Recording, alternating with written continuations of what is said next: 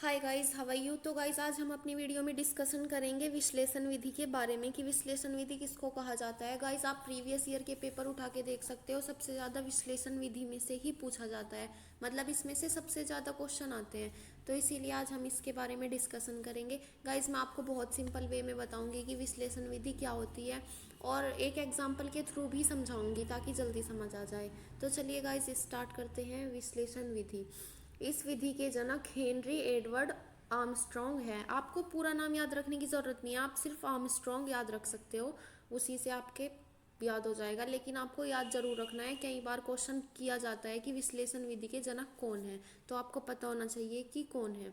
इस विधि में समस्या को छोटे छोटे भागों में बांटकर उनका अध्ययन व समीक्षा करते हुए उसे हल किया जाता है। मतलब गाइज इसमें बताया गया है कि जो समस्या होती है, जो प्रॉब्लम होती है, उसको छोटे छोटे भागों में बांट दिया जाता है। मतलब उसके छोटे छोटे पार्ट कर दिए जाते हैं, उसके बाद उसका अध्ययन किया जाता है और फिर उसकी समीक्षा करते हुए उसे हल किया जाता है। मतलब अगर कोई भी प्रॉब्लम है, कोई भी सब्जेक्ट है, तो हम उसे छोटे छोटे भागों में बांट लेंगे, उसके बाद उसको सोल्व करेंगे। गाइज मैं आपको एक सिंपल से वे में समझा देती हूँ। अगर आपको किसी बच्चे को बताना है कि मतलब आपको किसी बच्चे को किसी पेड़ के बारे में बताना है, तो आप उसे सबसे पहले इस विधि के अनुसार, विश्लेषण विधि के अनुसार आप उसे सबसे पहले जड़ बताओगे, मतलब उसके पार्ट कर लोगे। फिर आप उसके तने के बारे में बताओगे, फिर उसकी पत्तियों के बारे में बताओगे। मतलब आप उसको 3-4 पार्ट में डिवाइड कर लोगे कि ये पेड़ की जड़ होती है, ये तना होता है, ये पत्तियाँ होती है।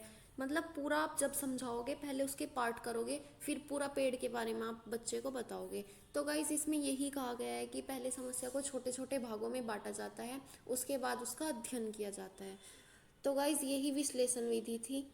उसके बाद गाइस आती है संश्लेषण विधि। विश्लेषण विधि की एकदम अपोजिट होती है गाइस ये। तो चलिए गाइस हम इसको भी देख लेते हैं। इस विधि के जनक वही है हेनरी एडवर्ड आर्मस्ट्रॉन्ग। आपको याद रखना है कि संश्लेषण और विश्लेषण विधि के जनक आर्मस्ट्रॉन्ग है। क्वेश्चन आता है इसमें से, विश्लेषण कर लेने के पश्चात ही संश्लेषण का कार्य होता है। मतलब विश्लेषण तो हमने पढ़ लिया कि छोटे छोटे पार्ट में कर लेते हैं, उसके बाद संश्लेषण का कार्य होता है। इस विधि में किसी समस्या या गतिविधि के छोटे छोटे भागों को जोड़ते हुए समस्या का हल किया जाता है। मतलब उसमें तो अगर कोई समस्या थी या सब्जेक्ट था तो उसको हम छोटे छोटे पार्ट में डिवाइड करते थे गाइस, लेकिन इसमें हम छोटे पार्ट में डिवाइड नहीं करेंगे, बल्कि उनको ऐड करेंगे हम, मतलब उनको जोड़ेंगे। तो गाइस ये उसका एकदम अपोजिट है। मैंने आपको स्टार्टिंग में बताया कि संश्लेषण विधि विश्लेषण विधि की अपोजिट है, इसमें छोटे पार्ट नहीं होते, इसमें जोड़ा जाता है। और गाइज ये वाली जो डेफिनेशन है ना, ये बहुत ज़्यादा इंपॉर्टेंट है। मतलब कई बार ये एग्जाम में आ चुकी है, कई बार क्वेश्चन आ गया है इस डेफिनेशन को लेकर। तो प्रोफेसर युंग के अनुसार, गाइज ये जो प्रोफेसर युंग है ना, इनका नाम प्रोफेसर युंग, प्रोफेसर यंग है। तो मतलब आप कंफ्यूज मत हो जाना कि यंग अलग है और युंग अलग है, ये दोनों एक ही है, अलग अलग नहीं है। अगर यंग आ जाए तो भी यही है और युंग आ जाए तो भी यही है।